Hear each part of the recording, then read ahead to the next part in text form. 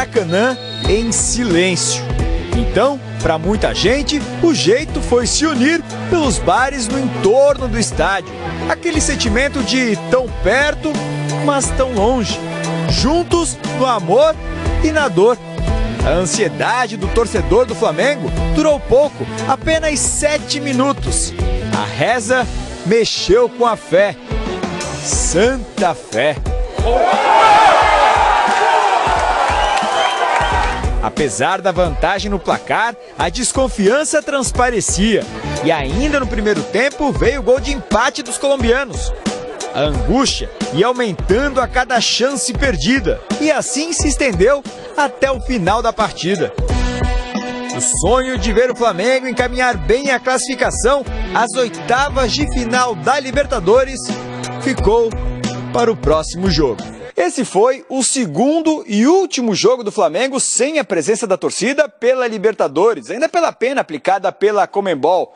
Se por um lado a equipe deixou o campo lamentando o resultado, por outro, pelo menos, pôde comemorar que não ouviu uma vaia. Na próxima quarta-feira, a equipe volta a encarar o Santa Fé, agora na Colômbia. Resta saber se o time será capaz de repetir o feito contra o Emelec naquela bela vitória fora de casa. Ou se o semblante do torcedor rubro-negro ficará ainda pior. João Venturi, aqui no estúdio com a gente, participando do BTF. Tudo bem, João? Graças a Deus, boa tarde. Bom. Boa tarde, Preto, Helena. Eu já transmiti jogo assim de portões fechados. É muito estranho, né? Muito, e ainda vazio, mais, né? E ainda mais o Flamengo que tem uma marca justamente por causa da torcida, né? E Maracanã também, e Maracanã, né? E aí a gente vai pro Maracanã em silêncio, mas o que chamou muito a atenção ontem, Preto, é que a gente não... Quando o estádio tá vazio, a gente escuta todo mundo conversando. E a gente não ouvia os jogadores do Flamengo se falar. Porque não falavam? O que mais a gente ouvia falar era o Diego Alves. Ou falando com a zaga ali, ou até com os jogadores do Santa Fé em espanhol, porque ele jogou muito tempo na Espanha, então se comunica muito bem em espanhol. Mas assim, jogadores que deveriam ter mais liderança, caso de Diego, de Everton Ribeiro, a gente pouco ouvia eles conversarem durante o campo.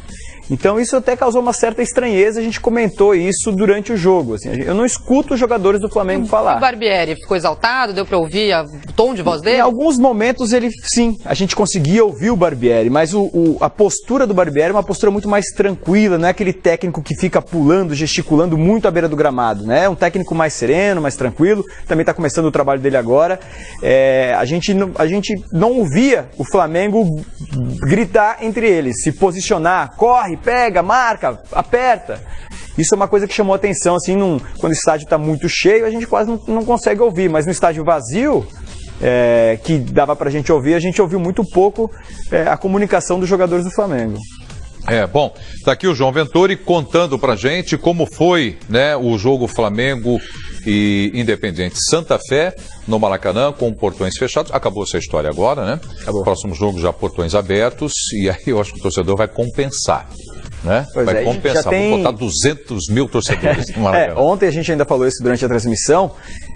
O Flamengo agora, quarta-feira que vem, já pega o Santa Fé de novo lá na Colômbia.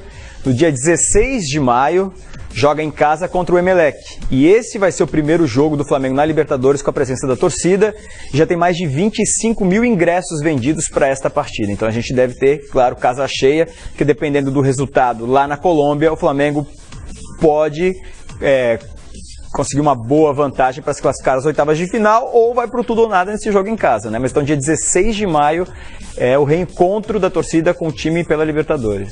O João Venturi esteve no Maracanã, acompanhou antes, durante e depois do jogo a reação do time do Flamengo. Não dá para perguntar para ele de reação da torcida, porque não houve no jogo desta quarta-feira no Maracanã. Coloca mais uma vez pra gente, por favor, as imagens do jogo do Maracanã, porque o João traz uma informação muito curiosa aqui, que ele está colocando como estranha a falta de diálogo dos jogadores do Flamengo.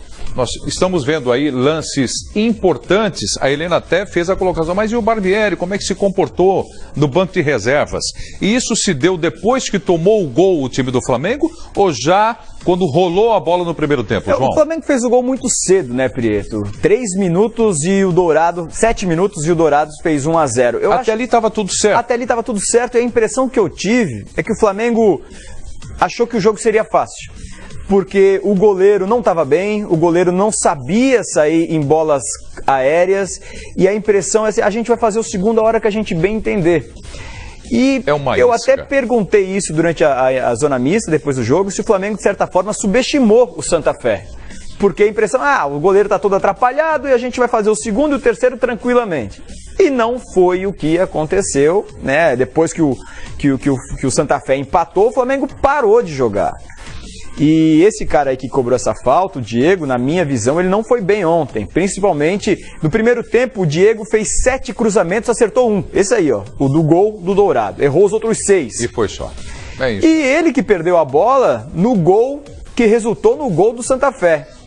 E no finalzinho do jogo ele teve uma bola cara a cara com o goleiro, que era para ele matar a jogada, fazer o gol e o Flamengo saía comemorando os 3 pontos e o Diego deixou a desejar. Então faltou um pouco de frieza. E aquilo que a gente já vem falando há um tempo, assim, falta sangue, porque depois do jogo, depois do empate 1-1, a imprensa repercutindo com os jogadores e você não sentia um sentimento de indignação por parte dos jogadores. Claro que todos lamentaram o resultado, todos.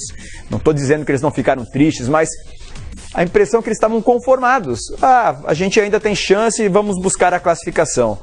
É um discurso otimista que tem que ter, porque senão o torcedor vai pensar o quê, né? É verdade. Mas achei um time muito apático, assim, um time muito conformado. E outra coisa, eu acho que o Barbieri, ele paga um preço também pela inexperiência, mas ele tem poucas opções. Porque o Flamengo perdeu o Everton agora para o São Paulo, o Berril segue machucado, o Vinícius Júnior vai embora logo, o Viseu já acertou a saída, o Guerreiro não está jogando, não se sabe se volta ou não. Então o Flamengo perdeu opções de ataque, trouxe apenas o Henrique Dourado. E hoje o técnico olha para o banco, tem o Giovânio à disposição. O Marlos Moreno, que foi contratado ontem, sequer foi relacionado. Então ele olha para o banco, tem o Giovânio, e o Giovânio até agora não estreou com a camisa do Flamengo. Fez gols pelo Campeonato Carioca, mas assim, quando a gente acha que um jogo importante, que precisa dele, ele não aparece da maneira que se esperava que a contratação fosse, quando a contratação foi feita. Então acho que o Flamengo perdeu muitas peças e não repôs.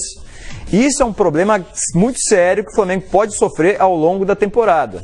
Não sei que o Bandeira está preparando para metade do ano na janela de transferência, provavelmente vão contratar alguns jogadores, mas o ataque que antes tinha tantas peças, hoje já não vejo como tantas opções assim.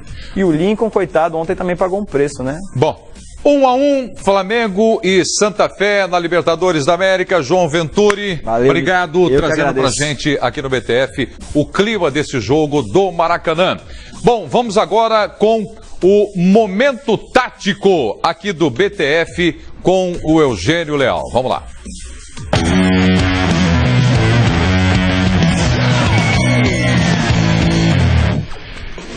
Muito bem, Prieto, Helena, João Venturi. O time do Flamengo ontem começou o jogo desta forma, num 4-1-4-1, que pode ser lido também como um 4-3-3, com o Cuéllar começando a organizar as jogadas. O Santa Fé é uma equipe que, como quase todas em Libertadores, jogando fora de casa, vai atuar fechadinha no campo de defesa. E como furar esse bloqueio? Inicialmente o Flamengo tentou desta forma, com a movimentação dos jogadores, especialmente Diego, Everton Ribeiro, Paquetá e Henrique Dourado, que saía muito da área. A gente vai começar a ver essa movimentação a partir dessa tela aqui, com a troca de posições entre esses jogadores. Voltando lá no início, olha só, eles saindo das posições originais e trocando passes na intermediária. E assim o Flamengo ia evoluindo e construindo jogadas de perigo para o gol adversário.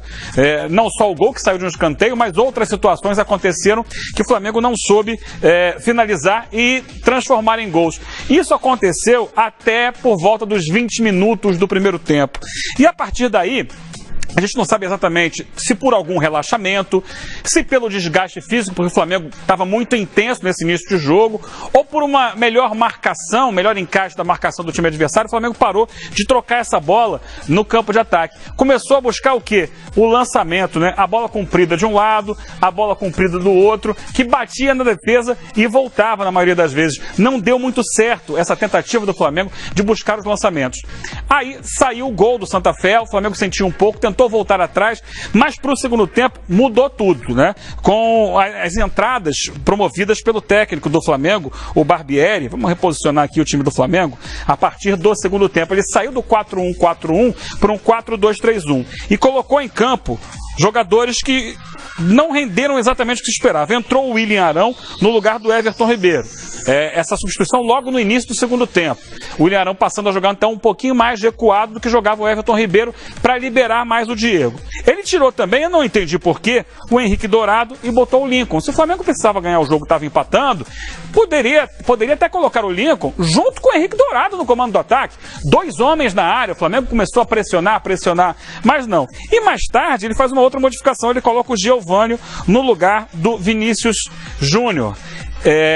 Que não estava rendendo tudo aquilo, até tentou algumas jogadas, alguns dribles, mas não rendeu tudo o que se esperava. E o Flamengo terminou ainda com a inversão, né? O Lucas Paquetá foi lá para o lado esquerdo e o Giovânio por aqui. O Flamengo martelou, teve bola na trave, teve gol perdido.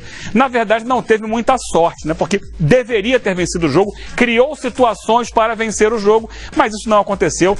É Libertadores. De qualquer forma, o Flamengo segue líder do grupo. A torcida fica desesperada, a torcida fica nervosa, fica preocupada, ela quer o time ganhando todas as partidas, mas na prática o Flamengo precisa conseguir manter por mais tempo o nível de intensidade e de proposta de jogo que mostrou nos 20 minutos iniciais. É um desafio que demanda um certo tempo. Ontem não funcionou, mas o Flamengo merecia a vitória, hein? Fez por onde? Pois é, Eugênio Leal no Momento Tático aqui no